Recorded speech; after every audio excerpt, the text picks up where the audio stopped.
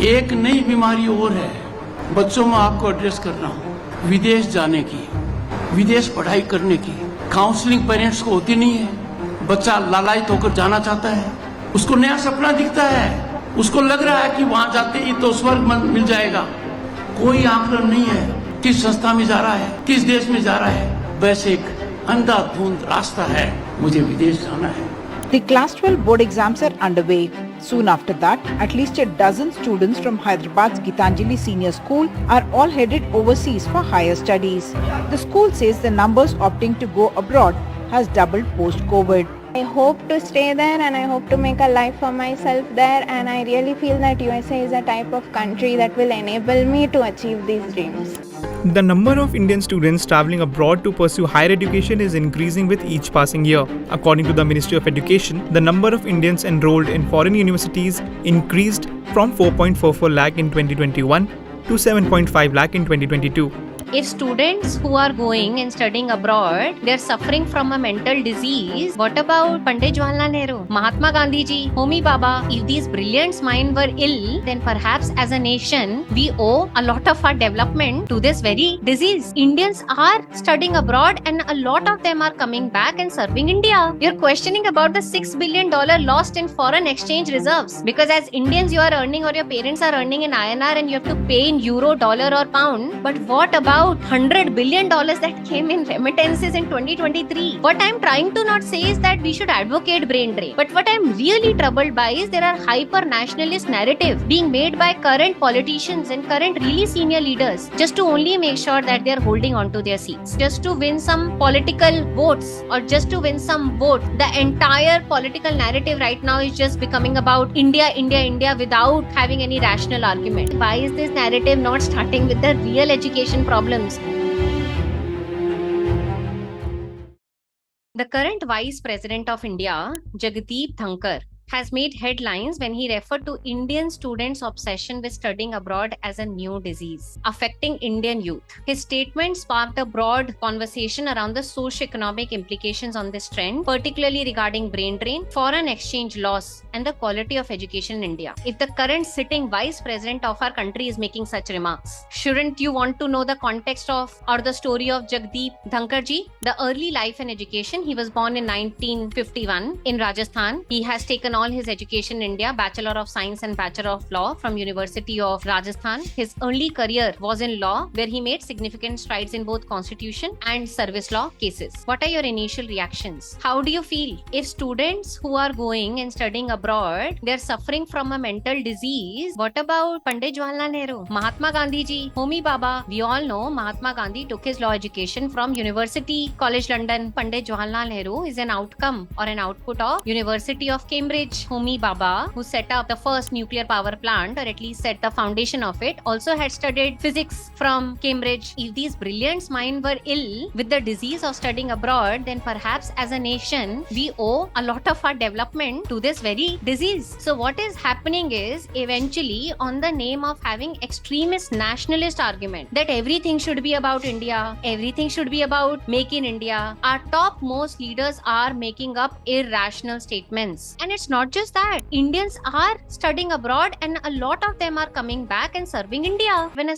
sitting current vice president is not understanding the reason why Indians are going abroad and is rather claiming or categorizing that as a disease, it's very troublesome for our nation. I have always said that reservation is a very slippery slope and it's a very tricky topic. But as a country, when every political party is now fighting to increase the reservation levels, where would a general middle class go? And it's not that the government university is becoming cheaper either. If you would look at the fees of IITs and IIMs, even though they are government funded colleges, the fees is rising. So where would a person go who is looking for good quality education in such competitive environment when reservation is in fact, if not receding, it is rather increasing? And then you're questioning about the $6 billion lost in foreign exchange reserves, because as Indians you are earning or your parents are earning in INR and you have to pay in euro, dollar or pound. But what about $100 billion that came in remittances in 2023? Of course, remittances can never be the way to actually run a nation, but we all know subtraction and addition. And what I'm trying to not say is that we should advocate brain drain. But what I'm really troubled by is there are hyper-nationalist narratives being made by current politicians and current really senior leaders just to only make sure that they're holding on to their seats. And what we need to question, analyze as a nation state is that we need to learn from better nations. Maybe we do not need to go beyond. Look at China. China has institutional systemic measures because of which they are able to attract back their talent which went abroad. There are multiple schemes. One of them is 1,000 talent plans. There is 100 talent plans as well. And that's why I say that I'm deeply passionate about this topic. And that's why precisely we started Global Governance Initiative, because we wanted youth like all of you to occupy positions in public policy and in governance to be able to empower the youth of this nation. So that's the context of this case. Do you now realize how fundamentally flawed it is at multiple levels? You have to question why has the current sitting Vice President Jagdeep Dhankar made this statement. Let's start with the first why.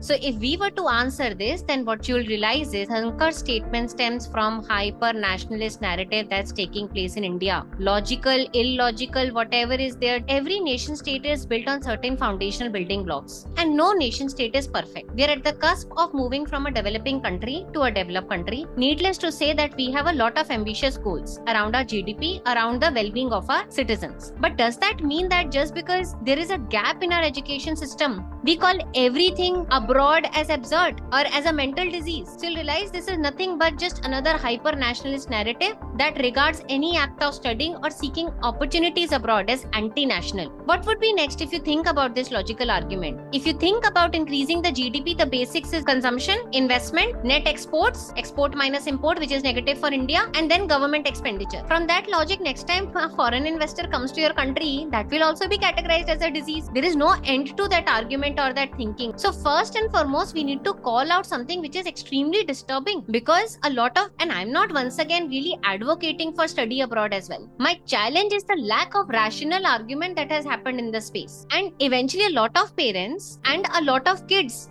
are extremely impressionable. After hearing such sitting vice presidents, maybe a kid might have a good, rational, good opportunity abroad, maybe in UK, maybe in US, but the parent could say, oh, it's another disease that you have picked up, and then send his or her kid to a tier 4 academic institute, and we all know what eventually becomes of the kid after that. So rather than talking about the proper brain drain as a problem, and maybe then we could have discussions around foreign exchange reserves, we are largely labeling the discussion as just a disease. The discussion or the argument or the narrative lacked nuance, and he rather used a blanket metaphor that oversimplified the problem. That's your first why. Let's move on to the second why.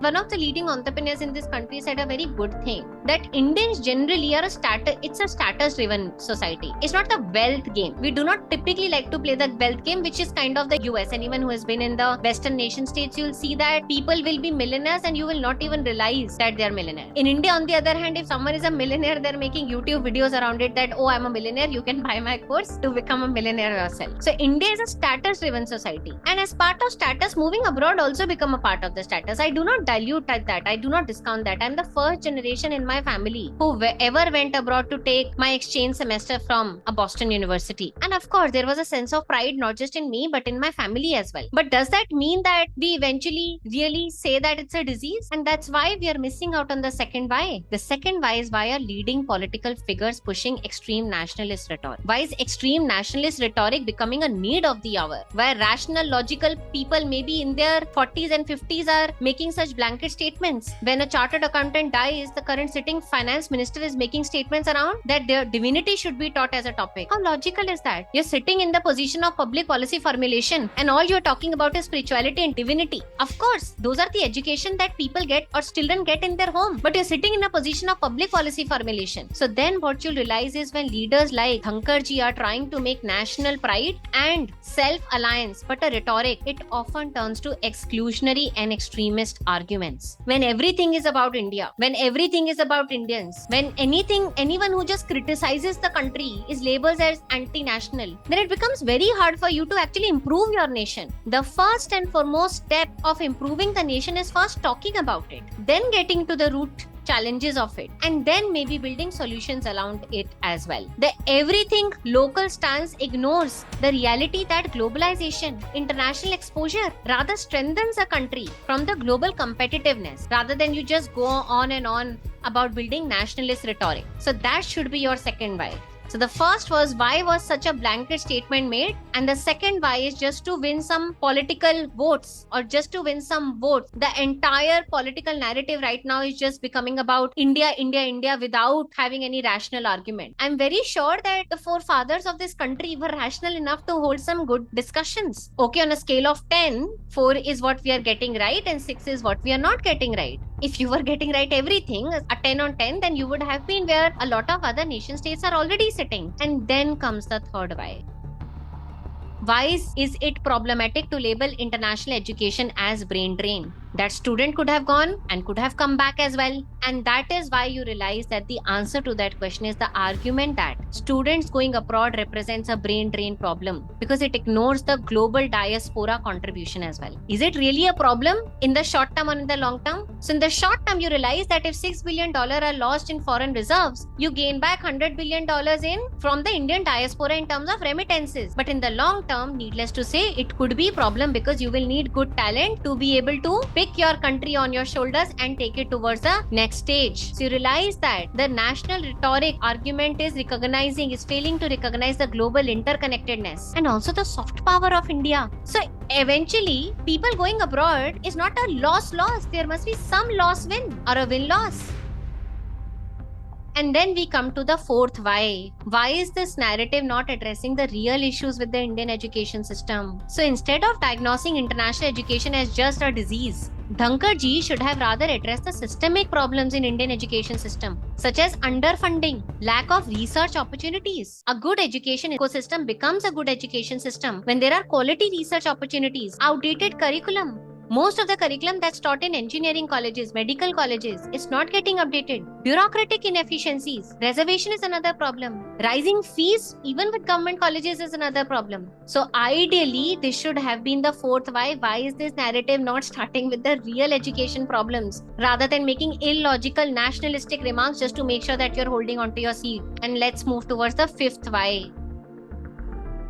Why does such rhetoric harm India's image on a global stage? When you're trying to attract investment, when you're trying to showcase as one of the major global economic power at a global stage, this kind of reactionary rhetoric portrays India as inward looking and disconnected from global trends. As India positions itself as a global leader, it cannot afford to be seen as hostile to international cooperation, whether in education or in other related fields. I always say one of the master stroke of United States of America is creating Ivy League education because it attracts. As India, you cannot then just say students going to US is a disease. You create your good quality universities so that we attract. In fact, that's why Global Governance Initiative, we named it, Naman and I named it Global Governance Initiative, because our dream was to always reverse the trend so that other universities, other nation state students come and study with Indian universities and especially with us so that we are able to represent India at a global level. And that is what the kind of solution we all need to be building towards, to be rooting towards. So extreme nationalist views not only alienate this larger narrative, it rather can harm India's standing when a sitting vice president is making such remarks. Let's move towards the recommendation, shall we? Let's start with the first why. Our first why was, why did Jagdeep Dhankar label studying abroad as a new disease? So the right recommendation will be a policy shift. Instead of condemning the students for studying abroad, the government should improve domestic institutions. More public investment in research, teaching quality, infrastructure will make sure that Indian universities compete globally. So that should be your first recommendation. The second why was, why are leading political figures pushing extreme nationalist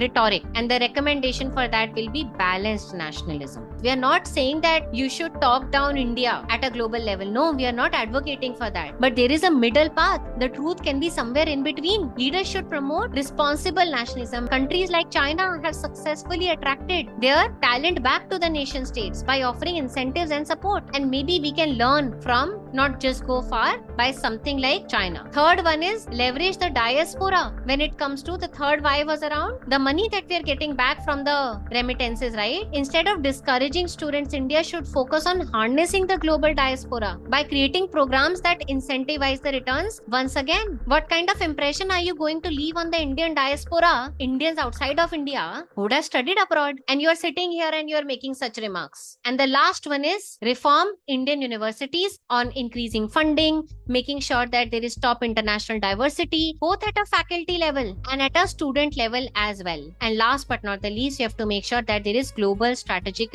engagement, which was the fifth why, that you might end up shaming India at a global level by making such remarks. So the recommendation will come from this. India should balance nationalism with international engagement, focusing on making sure that India becomes a global hub for education, innovation, and business. In terms of benchmarking, there is a great deal that we can learn from China. 1000 Talent Program. The program offers financial incentives, research funding, and tax benefit to the returnees. Similarly, like 1000 Talent Program, they have a 100 Talent Program as well, which is also called Chinese Academy of Sciences, largely for the postdoctoral research. And then there are certain research funding and grants as well. So there is National Natural Science Foundation of China, NSFC, which is providing substantial research grant for scientists, encouraging the education abroad folks to bring back their expertise and start research labs in China. As I wrap up this case study with all of you, my only argument in this case, and a very disturbing narrative would have, was that rather than labeling international education as a disease, if Dhankar ji and other political figures should rather focus on solving the real problems of this country, improve education institutions, and make India more attractive place for research, innovation, and intellectual growth, then the problem could have been solved. International education is not a threat, it's rather an opportunity.